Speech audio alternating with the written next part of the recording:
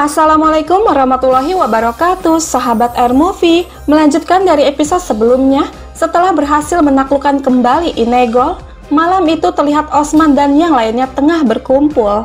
Dengan Syede Bali berkata, "Setiap nafsu akan mati suatu hari nanti, kawan. Bahkan ketika Rasul dan Nabi pergi ke dunia abadi, kita juga akan pergi ke sana pada waktunya. Mereka yang mati di jalan kebenaran dan menjadi salah satu syuhada sangat beruntung. Sekarang, tugas kita adalah membawa sanjak yang mereka titipkan kepada kita secara turun-temurun. Jika ada sisi pahit dari kematian, itu adalah kerinduan dari yang ditinggal mati. Tetapi, dunia adalah tanah asing. Tanah asing adalah tempat kerinduan, dan kita merindukan surga. Semoga Allah menganugerahkan kita untuk berkumpul di surga di telaga yang melimpah. Amin." Lalu Osman berkata, "Binggi Hatun, jangan sesali dirimu, jangan kehilangan harapanmu. Kami akan membalaskan dendam Oktembe dan yang lainnya." Dan Benggi mengatakan, "Aku percaya bahwa kau akan membalaskan dendam kami. Tetapi, apakah kau akan membalaskan dendam kami dengan berada di bawah komando Naiman, Osman Bey?" Sahabat, di sini kita diperlihatkan kilas balik saat Naiman membunuh Oktem. Dia berkata, "Jika kau ingin Oktem menjadi yang terakhir mati, kau akan berada di bawah perintahku, Osman. Jika tidak, aku akan membunuh semua orang yang kamu cintai di hadapanmu. Aku memberimu waktu sampai besok sore. Buat keputusanmu. Kau akan berada di bawah perintahku, atau kau akan mengubur orang-orang yang kau cintai." Mengingat hal itu, Benggi bertanya lagi, "Siapa yang akan kamu korbankan dari keluargaku untuk membalaskan dendam kali ini?" "Aku memperingatkanmu, Osman Bey, jangan sentuh siapapun di keluargaku. Jika kamu akan mengorbankan seseorang, biarlah itu aku, Osman Bey." Mendengar ini, Osman berkata, "Binggi Hatun, kata-katamu lebih tajam dari belati. Aku tahu bahwa kamu terluka. Tapi sebentar lagi kita akan menjadi keluarga. Jangan lupakan ini.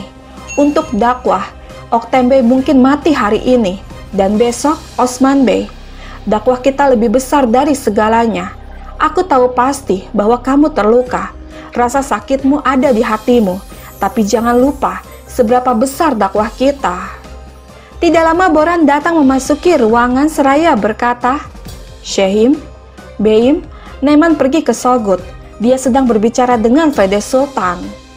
Mendengar ini Osman berkata, "Dia pergi ke sana untuk menanyainya. Tapi kita tidak tahu di pihak mana Fede Sultan akan berada. Kita akan berhati-hati dan memahami situasinya." Lalu Malhun bertanya, "Siapa yang akan kita percayai, Osman Bey? Bagaimana kita tahu bahwa Ismihan Sultan tidak akan mengkhianati kita?"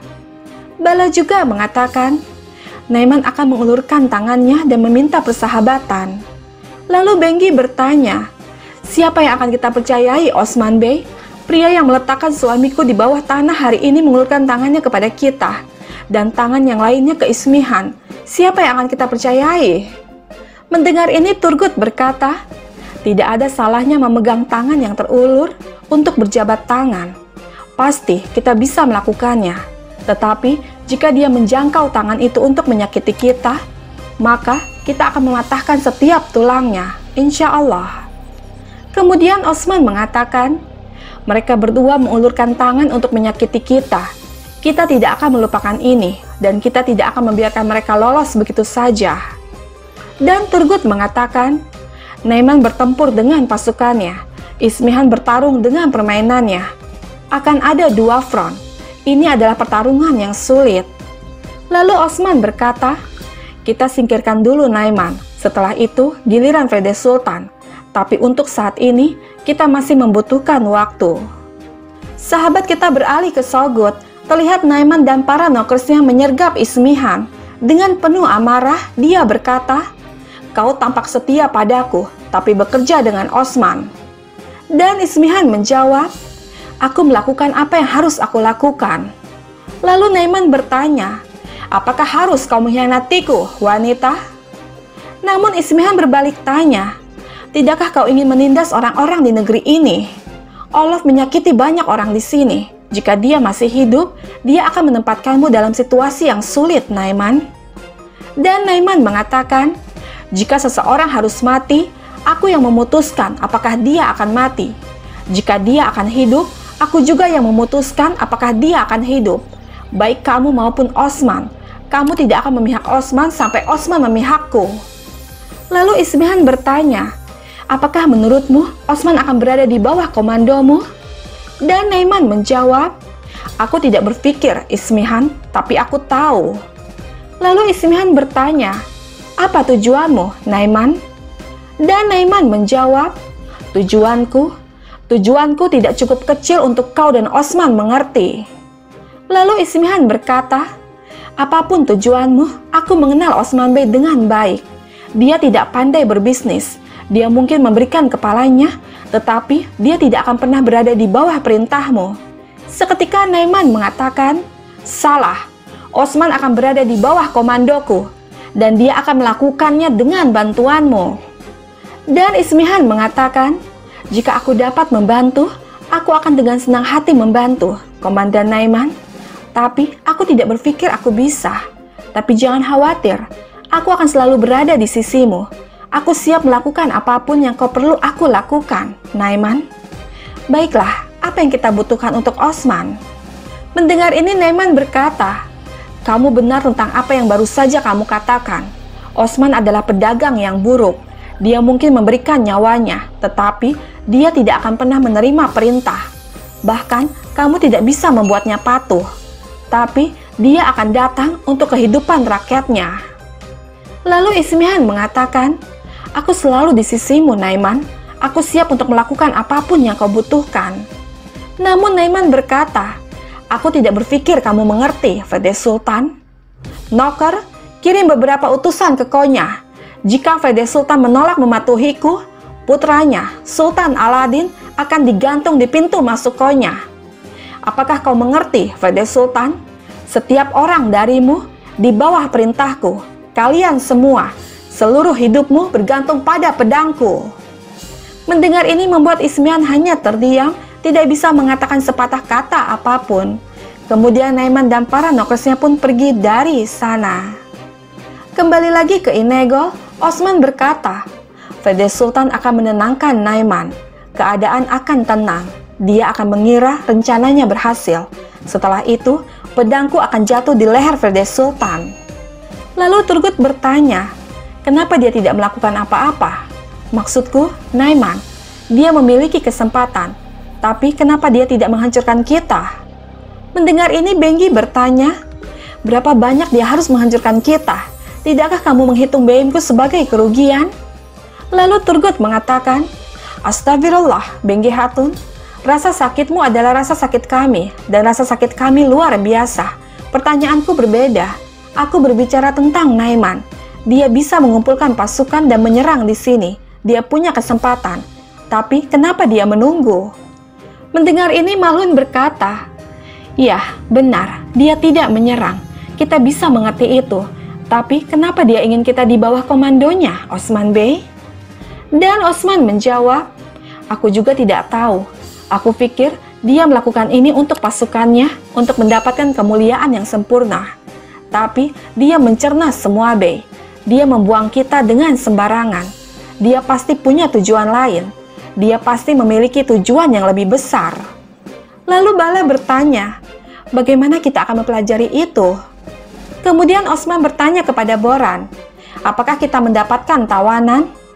Dan Boran menjawab, kami menahan 3 tentara yang diberikan Naiman kepada Olaf dan meninggalkan sisanya. Lalu Osman berkata, kalau begitu, kita akan menanyai mereka dan mempelajari tentang situasinya. Dalam artian, kamu berbagi emas dari Bey, dan mari kita lakukan bagian kita. Mendengar ini Bala mengatakan, kamu memikul beban ini, tapi kamu meletakkan beban yang lain, Osman Bey. Dan Osman menjawab, Allah tidak akan memberi kita beban yang tidak bisa kita pikul. Kita akan mengatasi ini juga. Kemudian dengan izin dari Syekh Debali, Osman dan yang lainnya pergi untuk memulai misi. Beberapa saat kemudian, Di lorong kastil, Boran bertanya, "Beim, apa yang kau inginkan dari para tawanan ini?" Dan Osman menjawab, "Kita akan bertanya tentang pasukan Naiman." Lalu Connor bertanya, "Dengan 3 tawanan, Beim?" Dan Osman menjawab, "Kita akan menghancurkan seluruh langkah Naiman. Beritahu aku, apakah kalian tahu kisah Daud dan Goliat?" Daud sangat lemah melawan Goliat, tapi dia tahu setiap titik lemah darinya. Para tawanan ini sama. Itu akan menjadi batu pertama yang dilempar Daud ke mata Goliat. Kita akan menghancurkan tentara Naiman. Beberapa saat kemudian, Osman dan yang lainnya tiba di ruang interogasi kastil. Melihat para tawanan itu, Osman berkata, "Sisa-sisa pedang yang bahkan tidak tahu untuk siapa mereka bertarung." Lalu salah satu tawanan menjawab, "Kau benar, Osman Bey. Tidak masalah kepada siapa aku mengayunkan pedang. Itu cukup untuk menyentuhmu." Kemudian Osman berkata, "Naiman menggunakan kalian sebagai objek melawan Olof. Tapi kalian semua memiliki mimpi yang hebat dan begitu banyak masalah." Dan tawanan itu menjawab, "Kami masih memilikinya. Gorok leherku, biarkan Tengri menyambutku. Tujuan kami adalah untuk menghancurkan orang-orang sepertimu. Baik kami mati ataupun tinggal, ini akan menjadi akhir bagimu." Lalu Osman bertanya, "Siapa kami? Katakan padaku." Dan tawanan itu menjawab, "Orang Muslim. Kami akan membunuh kalian semua. Kami akan menghancurkan orang-orang sucimu. Kami memberontak melawan diri kami sendiri untuk ini. Kami membelakangi Gazanhan untuk itu. Kami akan menghancurkanmu, Osman. Bahkan Allah yang kamu percayai tidak akan bisa menyelamatkanmu." Seketika Turgut menggorok leher tawanan itu hingga membuatnya mati di tempat. Kemudian Osman berkata kepada tawanan yang lain, "Waktunya untuk memberi kalian kabar buruk. Kalian harus tahu kebenaran tentang pemimpin kalian. Komandan Naiman datang ke negeri ini untuk menyakiti umat Islam, tetapi dia dihormati dengan Islam." Mendengar ini salah satu tawanan bertanya, "Apakah kau mengatakan yang sebenarnya, Osman Bey?" Dan Turgut mengatakan, "Dia bilang bahwa tujuanmu sudah berakhir." Kemudian mereka pun pergi dari sana dengan 2 tawanan itu yang hanya terdiam memikirkan hal tersebut. Di lorong kastil, salah satu Alpen datang menghampiri Osman seraya berkata, "Beim, kami telah mengawasi jalan seperti yang kau perintahkan. Karavan Naiman akan memasuki tanah kita besok." Mendengar ini Turgut berkata, "Mereka menggunakan jalur yang kau ceritakan, Osman Bey." Dan Osman mengatakan, "Ini adalah batu kedua yang akan kita lempar ke Goliat. Kita akan memukul mereka tepat waktu, sehingga berguna untuk gerakan kita." Namun Turgut mengatakan, "Gerakanmu, Osman Bey, itu gerakanmu." Kemudian dengan menyerahkan segulung surat, Alpen itu berkata, "Beim, mereka ingin aku membawakan ini untukmu." Melihat surat itu, Boran bertanya, "Dari mana itu berasal, Beim?" Dan Osman menjawab, "Dari orang-orang yang menyimpan rahasia di hati mereka, bukan di pikiran mereka. Aku akan pergi menemui mereka." Kemudian Osman pun pergi dari sana seorang diri.